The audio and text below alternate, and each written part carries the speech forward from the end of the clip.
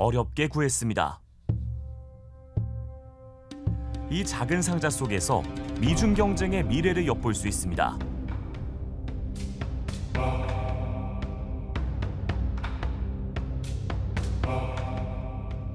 화웨이가 어쨌든 미국 입장에서는 가장 두려운 존재라고 볼 수 있거든요. 화웨이가 야심차게 내놓은 메이트 60 프로. 충분한 반도체 기술력을 갖고 있다는 것을 보여주고 싶었던 것 같고요. 몇 가지 한계에도 불구하고 미국을 놀라게 하기엔 충분했습니다. I was obviously, I don't know what the right word, upset, when I saw the Huawei announcement. 우리 반도체 업계도 긴장하지 않을 수 없습니다. 우리처럼 반도체가 국가의 가장 중요한 산업 입장에서 항상 모니터링하고 관찰해야 될 것으로 생각합니다.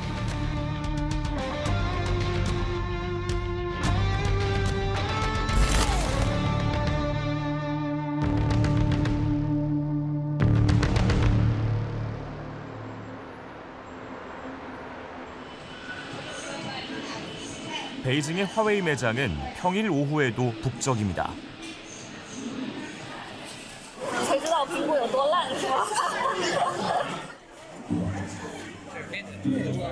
화웨이가 내놓은 신형 스마트폰 메이트 60 프로는 중국의 자랑으로 떠올랐습니다.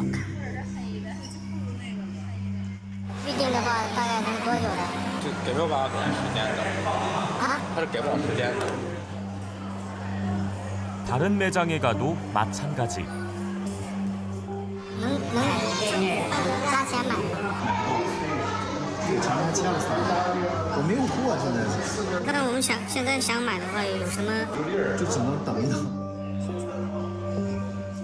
우리 돈 20~30만 원의 웃돈이 붙었지만 없어서 못 팔 정도입니다. 已经交付完了，我们家已经交付完了。然后他就想挣钱，加2万块钱，然后就跟顾客说 DPP 店铺说跟他们说这个没有用。 이번엔 온라인 구매를 시도해봤습니다. 10시 8분부터 구매가 가능하다고 돼 있습니다. 시간에 맞춰 구매 버튼을 눌러보지만 순식간에 매진입니다. 完了，废了，又没抢到。 이상 열기를 일으킬 만큼 화웨이의 최신 스마트폰은 중국에게 큰 의미가 있습니다. 미국의 의도는 이른바 10나노미터급 이상으로 중국이 못 가게 하겠다라고 해서 그와 관련된 장비를 규제하는 것이었는데 이번에 화웨이 폰에 들어있는 것은 7나노미터급이었다는 것이죠. 중국이 첨단 반도체를 자체 개발함으로써 미국이 쳐놓은 10나노미터의 장벽을 뛰어넘었다는 얘기.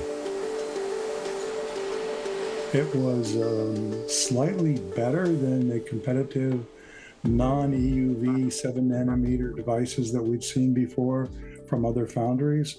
Hence, really demonstrated that China had made significant progress in its semiconductor industry.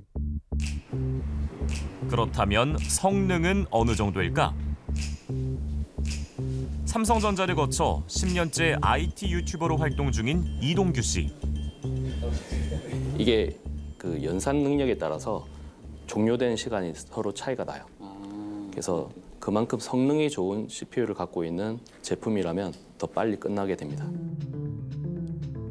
기존 스마트폰 중에서 가장 점수가 높다는 최신 아이폰과 비교해보기로 했습니다. 한 4분 정도 지났는데 아이폰은 거의 다 끝났습니다.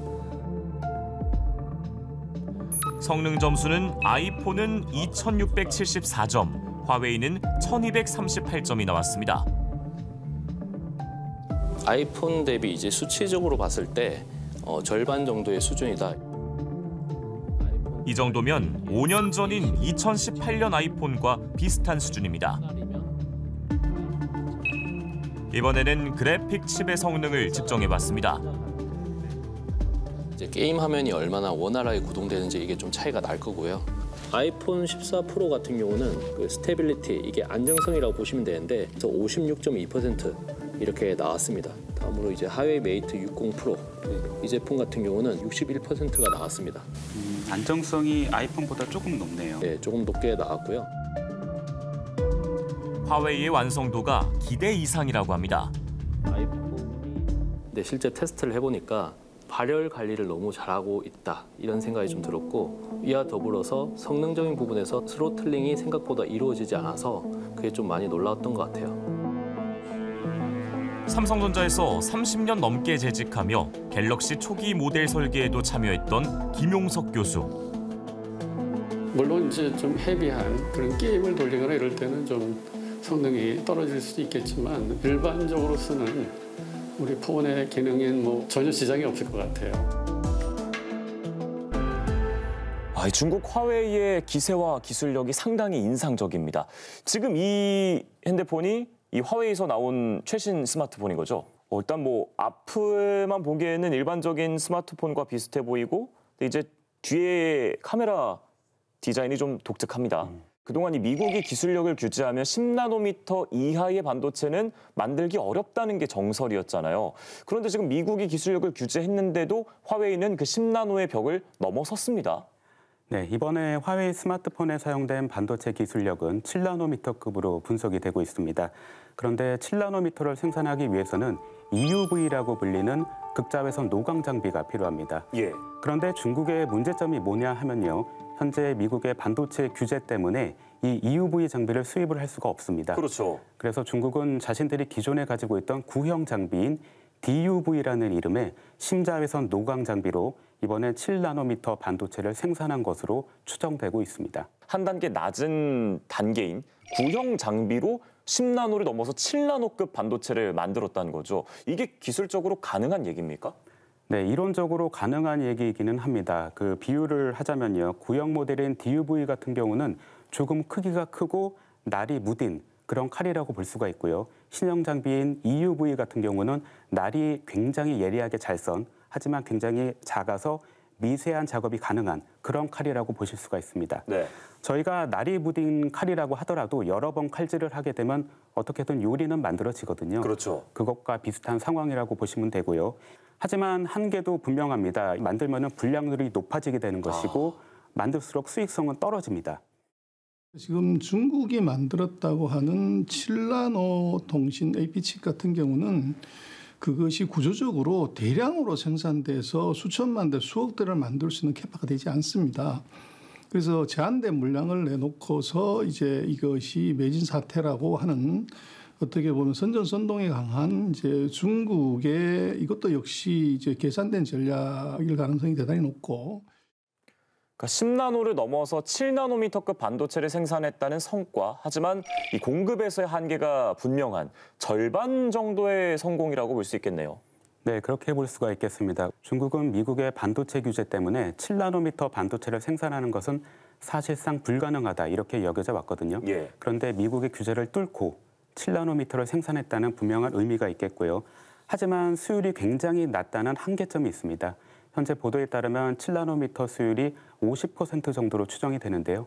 반도체 100개를 만들면 50개가 불량이라는 얘기입니다. 경쟁사들의 수율이 70에서 80%인 것과 비교하면 굉장히 낮은 수준이고요. 이런 절반의 성공이라고는 하지만 반도체 기술력이 평가절하하기에는 아직은 이르다. 그렇다는 것이 전문가들의 일관된 목소리입니다. 화웨이 메이트 60 프로를 분해해 속을 들여다봤습니다. 네, 견고하게 돼 있어요. 샤오미나 이런 제품들보다도 더 튼튼하게 붙어 있는 것 같아요. 힘들게 분해를 마치자 잘 정렬된 부품들이 보입니다. 중국에서 자체 개발한 반도체의 비중이 예전보다 2~3배 늘었다고 합니다. It looks like about 2/3 of the non-memory chip area in the phone is Chinese-developed technology, as opposed to the prior generation, which was maybe a quarter, maybe a third. So that's a really significant achievement for China.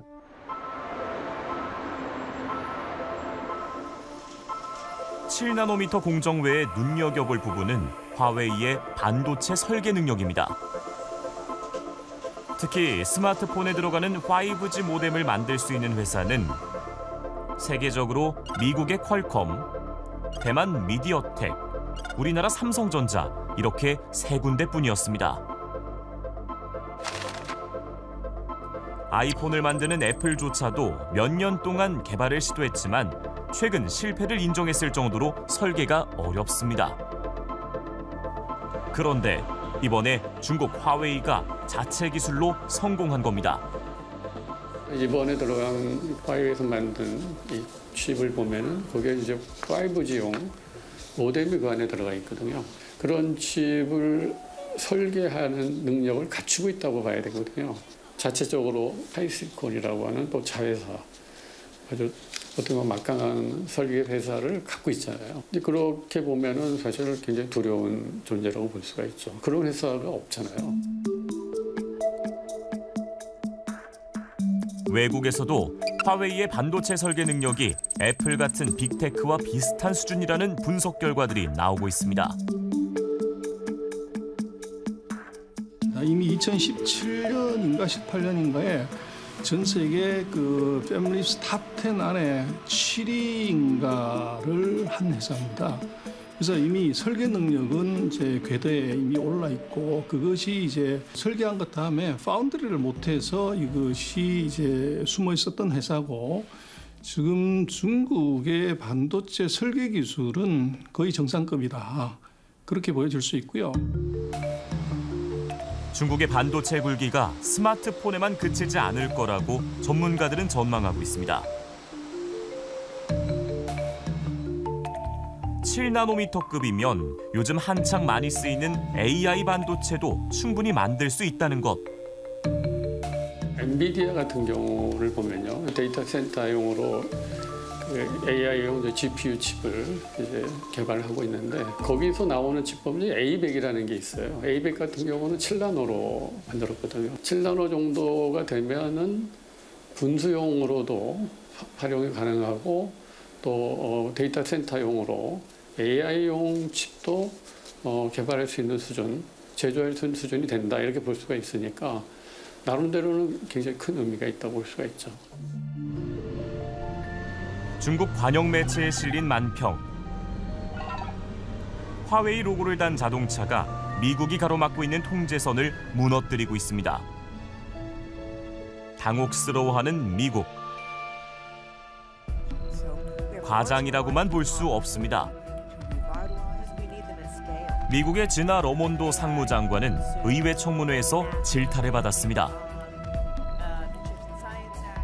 I was obviously, I don't know what the right word, upset, when I saw the Huawei announcement. The only good news, is there is any, is we don't have any evidence that they can manufacture 7nm at scale. 내년으로 다가온 미국 대선에서도 바이든 대통령에게 부담이 될 거란 전망입니다. 그래서 바이든 정부 입장에서는 기술 통제로 인한 중국의 자초를 최대 정치 업적으로 삼고 싶은데 문제는 대선을 앞둔 그 상황에서 중국이 바이든의 14나노 그물망을 뚫었다고 하는 것이 정치적으로 큰 타격이 올 수밖에 없어서 반대로 중국은 기세를 올리고 있습니다. 我们也想告诉美方，遏制打压是阻挡不了中国发展的，只会增强中国自立自强、科技创新的决心和能力。 미국의 제재가 강해질수록 중국의 반도체 굴기 의지도 강해지는 역설적인 상황이 벌어졌다는 겁니다. 미국이 하지 말라고 하는 그것을 못하고 있으면 안 되는 거니까요. 그래서 중국은 이게 좀 국가 차원에서 해내지 않으면 안 되는 그런 절박한 과제가 돼버렸다는 점에서 오히려 미국의 이런 제재가 그 중국의 결심을 더 자극한 것이 아닌가, 중국의 이런 각성을 더 자극한 것이 아닌가. 화웨이 제재를 시작한 건 트럼프 전 미국 대통령이었습니다. Huawei is something that's very dangerous. You look at what they've done from a security standpoint, from a military standpoint, it's very dangerous. So 바로 그 다음 달 화웨이 창업자인 런정페이 회장이 회사 내부망에 올린 글입니다. 전 세계에서 능력 있는 젊은 인재, 즉 천재 소년을 모집하겠다며 전쟁에서 반드시 승리하자고 적혀 있습니다. 중국에 지금 1년에 대학생이 거의 1,100만 명이 졸업을 합니다. 그중에서 절반이 공대생이라고 보면 500만 이상의 공대생이 매년 이제 나오고 있기 때문에 파격 지원도 약속했습니다. 업종 평균보다 5배 이상 임금을 보장했습니다. 실제로 2021년과 2022년 화웨이는 이른바 천재소년 300명가량을 채용했는데 연봉은 우리 돈 몇억 원 규모로 알려졌습니다.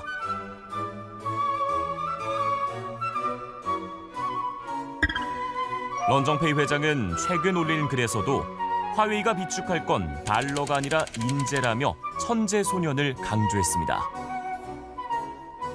그러니까 어떻게 생각하면 미국에서 제재를 가하게 되면 원래는 그런 인력들이 다 이렇게 분산이 되거나 팀이 해체될 수도 있다 이렇게 우리가 생각할 수 있지만 그 인력이 고스란히 남아있고 그 인력들이 결국은 이번에 칩 설계를 해냈다 이렇게 볼 수가 있기 때문에 중국 정부의 사활을 건 전폭적인 지원도 한 몫을 했다는 평가입니다. 중국의 큰 특징 중에 하나가 인내 자본, 그러니까 페이션트 캐피탈이라고 부를 수 있는 것인데 그러니까 정부가 마음 먹고 한번 작정을 하고 돈을 쏟아부으면은 그게 쭉 간다는 얘기거든요. 화웨이의 기세를 보면서 예전의 삼성전자를 떠올리는 전문가들이 있습니다. 삼성전자의 어떻게 보면 초기 모습이라고 볼 수 있을 정도로 화웨이가 어떻게 보면 굉장히 저돌적으로 이렇게 하고 있다고 저도 생각은 들어요. 그런 부분에 있어서는. 그리고 굉장히 빠른 속도로 치고 올라온 것도 사실이고요. 미국의 최첨단 기술을 쓸 수 없다는 뚜렷한 한계에도 불구하고 우리 반도체 업계 만만찮은 경쟁 상대가 될 수 있다는 뜻입니다. 우리는 사실 이제 지금 파운드리 쪽, 그다음에 시스템 반도체 설계, 그다음에 메모리에서도 이제 DRAM, 플래시 메모리, 화물 반도체 이 모든 분야가 사실 중국하고의 경쟁이라고 이렇게 볼 수가 있고요. 우리는 어떤 전략을 가지고 대비를 해야 할까? 메이트 60 프로의 핵심 부품 중 하나인 메모리 칩. SK 하이닉스란 상표가 선명합니다. 메모리 반도체만은 우리나라 제품을 사용한 겁니다. 여기 스마트폰에 들어가는 반도체 중에 하나라도 없으면 동작이 안 되는 거기 때문에 DRAM을 어쨌든 계속 우리가 1등으로 가져가는 거가 굉장히 좋은 전략일 수가 있습니다. 갈수록 치열해지는 미중 패권 경쟁. 우리 반도체 업계도 그 여파에 대비해야 합니다. 미국의 견제와 중국의 돌파와 뭐 이런 뉴스가 앞으로 계속 많이 나올 거예요. 그때마다 우리가 일희일비하기 쉽거든요. 야 이거 봐라 미국이 핵된다. 야, 이거 봐라 중국이 해냈된다 이런 식으로. 근데 우리가 긴 호흡에서 이 과정이 앞으로 길어질 것이라는 것을 좀 차분하게 볼 필요가 있을 것 같습니다.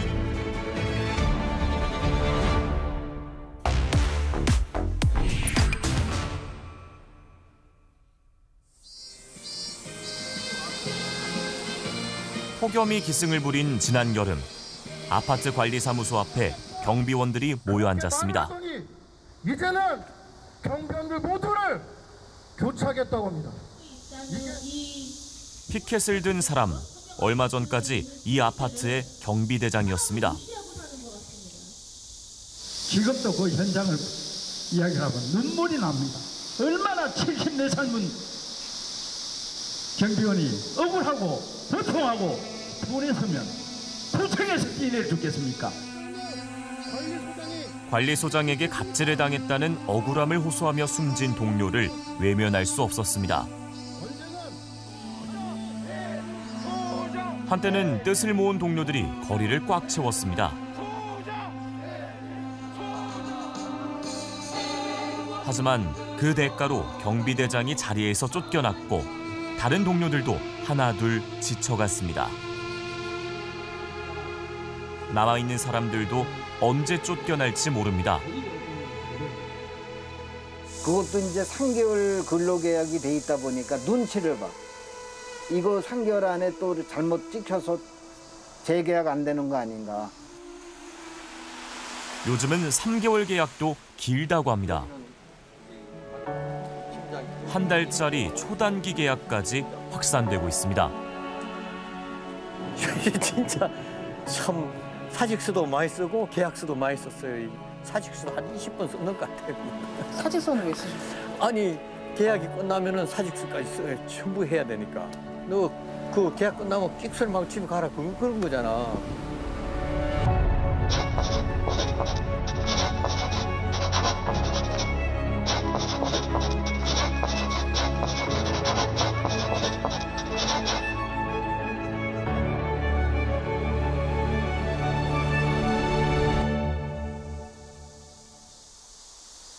홍성준 경비원은 동료가 숨진 이 아파트에서 아직 일하고 있습니다. 하지만 일하는 장소는 바뀌었습니다.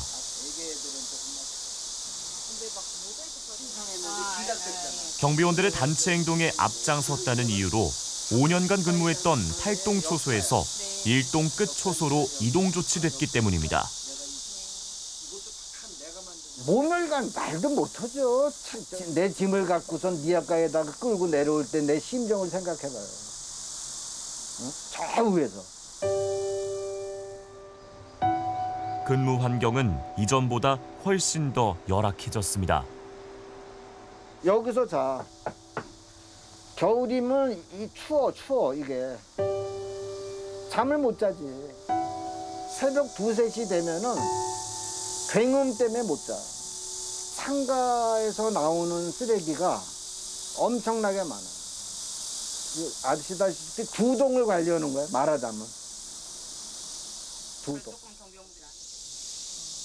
얼마나 일이 늘었는지 홍 씨의 손이 말해주고 있었습니다.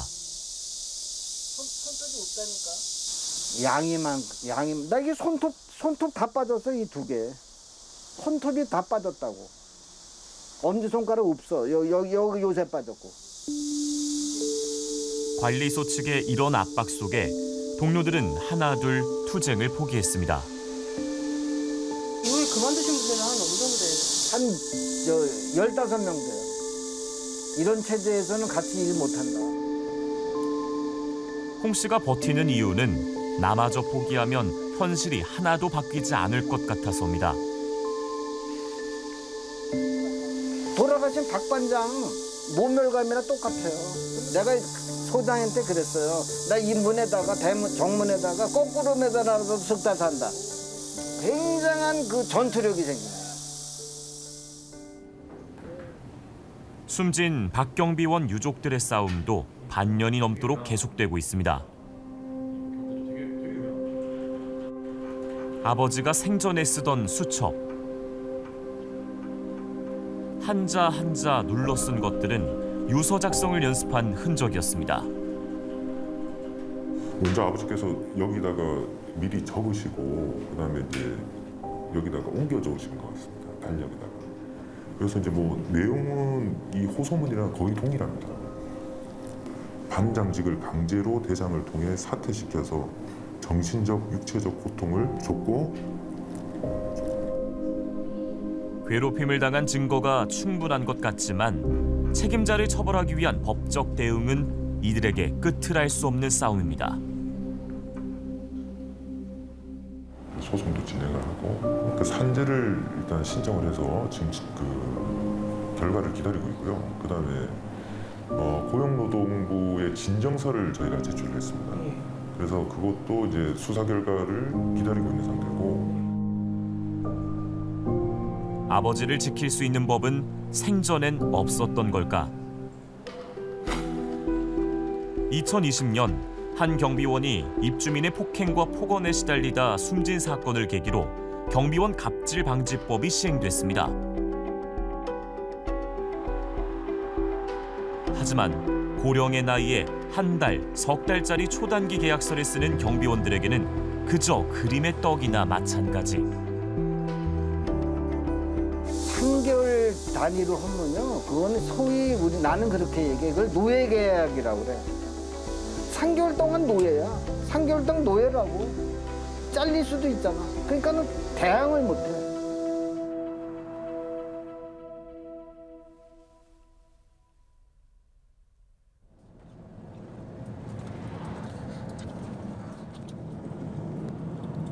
도심 번화가에 빽빽하게 들어선 아파트.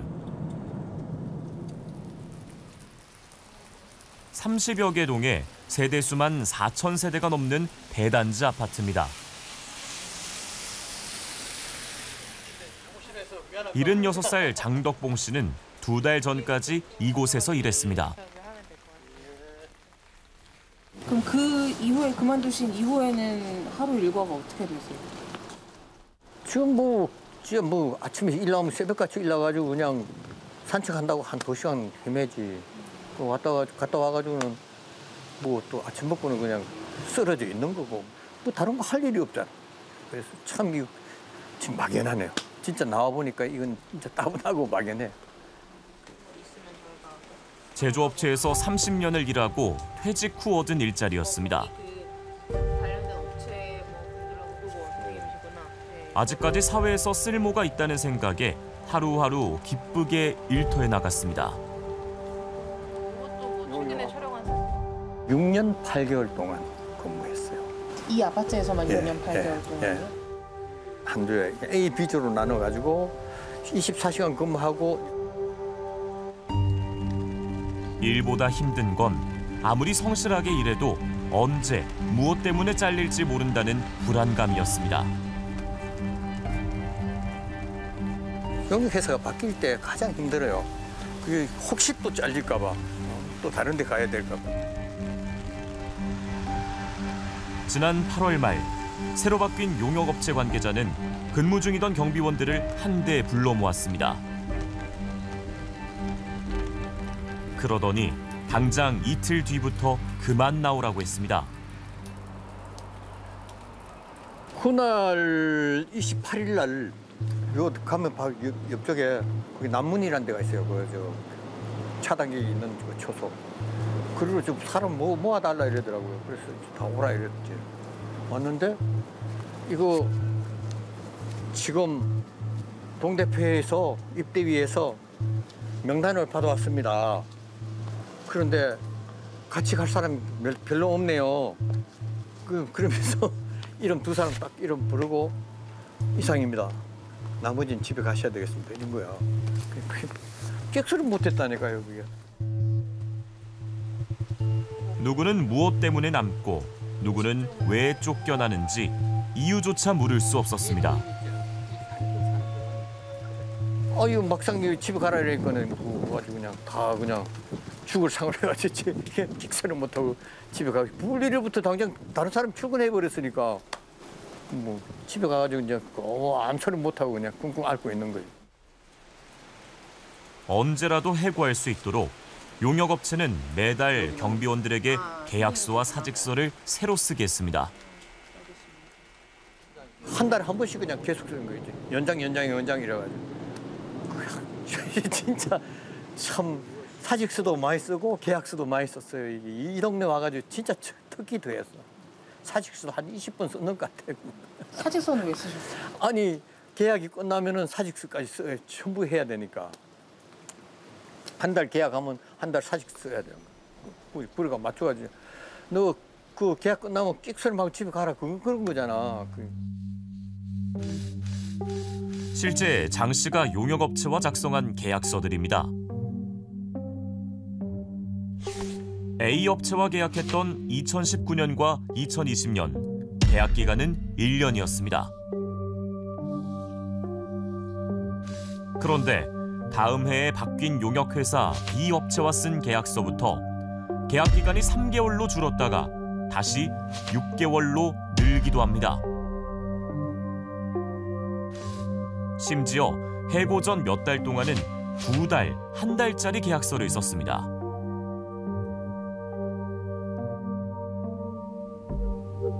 울며 겨자 먹기식으로 쓴 이런 계약서들이 법적으로 문제는 없을까? 시민단체 직장갑질 119에서 경비원 갑질 문제를 다루고 있는 임득균 노무사와 함께 장덕봉 씨의 계약서와 대치동 아파트 경비원들의 계약서를 검토해봤습니다. 근로계약서 이런 식으로 써 있습니다. 용역회사가 변경되는 경우에 계약기간이 종료된다. 계약강이 남아있더라도 종료된다. 뭐 이런 문구들이 있거든요. 그러면 실제로 열악한 경비 노동자들이 용역회사가 바뀌었을 때 뭐 대응하지 어렵게 만드는 문구들인 것 같아요. 경비원을 고용한 주체는 아파트 입주자 대표 회의가 아닌 용역회사로 되어 있습니다. 입주자 대표 회의가 위탁관리회사와 계약을 맺고 경비원을 간접 고용하는 겁니다. 우리나라 아파트 10곳 중 9곳이 이런 형태로 경비원을 고용하고 있습니다. 문제는 고용 안정성입니다. 그런데 아파트는 이들에 대해서 지휘하고 싶으니까 예를 들면 아파트에서 이 사람 잘라라, 이 사람 내보내라 했을 때는 그건 또 해고 사유가 된다라고 명시를 하고 있거든요. 이런 부분들이 좀 문제인 거죠. 아파트 입장에서는 본인들의 열매는 계속 먹고 싶고 의무는 다하지 않겠다. 실질적 고용 주체인 아파트 입주자 대표 회의의 책임은 줄이고 권리만 행사하는 방식인 겁니다. 대치동 아파트 사례에서 갑질 가해자로 지목됐던 관리소장도 서류상으로는 사용자가 아니었습니다. 언론 인터뷰에 좀처럼 응하지 않던 그가 취재진의 문을 열어줬습니다. 살려수 없다는 무슨 말은 무슨 말이냐? 이건 뭔지도 안 물었단 말이에요. 경찰에서 범죄 관련성이 없다며 내사 종결 통보를 받았으니 이제 떳떳하라는 겁니다. 혐의가 없다는 거하고 틀린 의미가 틀려요. 이런 사람을 이렇게 철저하게 난도리 됐어요. 어떻게 진실과 비밀인가 아세요? 나는 피해자입니다. 피해자. 아파트에는 관리소장을 오해해 미안하다는 현수막도 걸렸습니다. 현수막 보라고, 이 현수막 보라고요. 왜 필요되는 거예요, 일동이? 아세요? 경비원들은 갑질을 당했다고 하는데 관리소장은 자신은 갑이 아니라고 합니다. 간접 고용 관련해서 사실은 갑질, 입주민 갑질, 관리소장 갑질이 발생했고 경비노동자가 뭐 돌아가시고 뭐 아니면 혹은 노동청에 신고를 하더라도 책임지게 하거나 이럴 수는 쉽지 않거든요. 왜냐하면 지금 근로기준법상 직장 내 괴롭힘은 한 회사 내에서의 괴롭힘에 대해서는 회사의 의무, 조치 의무를 두고 있지만 다른 회사 사이에서는 없으니까요. 경비원들의 사망 사고가 잇따랐지만 이 같은 계약 방식은 바뀌지 않고 있습니다. 결국 지자체나 정부 같은 데서 이런 초단기 계약 말고 좀 더 1년이나 2년의 장기 계약을 하는 경우에는 좀 여러 가지 혜택, 상생하는 아파트들을 좀 선정을 해서 이들한테 좀 혜택을 부여한다거나 뭐 이런 조금 당근, 뭐 이제 지원책 이런 것들도 필요해 보입니다.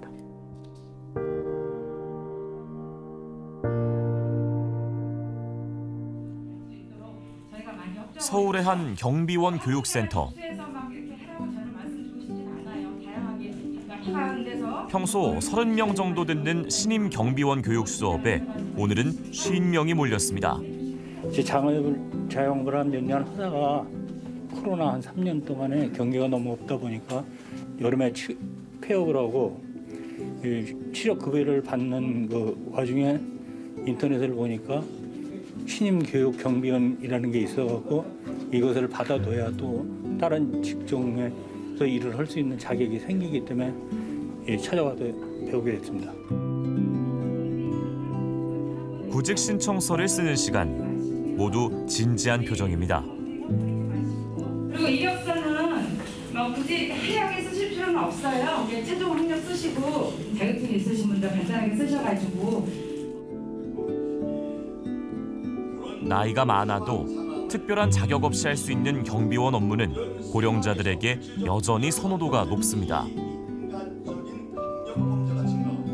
가장 많은 연령대가 60대 중후반에서 70대 초반까지도 많이 오고 계세요. 거의 대부분 신입으로 이제 들어가기 위해서 교육을 받으신 분들이 대부분이고 69살 고길철 씨도 경비 일은 처음이지만 용기를 냈습니다. 아버지가 원래 그 건축 일을 했어요. 건축 일을 했는데 나이 많다고 해가지고 이제 건축 일을 잘 안 써줘요. 일을 계속 할 때는 그걸 못 느꼈는데 일을 안 하니까 자꾸 처지더라고. 그래서 일단은 직업을 가져야 되지 않나 이제 그런 생각이 들더라고요. 큰 걸 바라진 않습니다.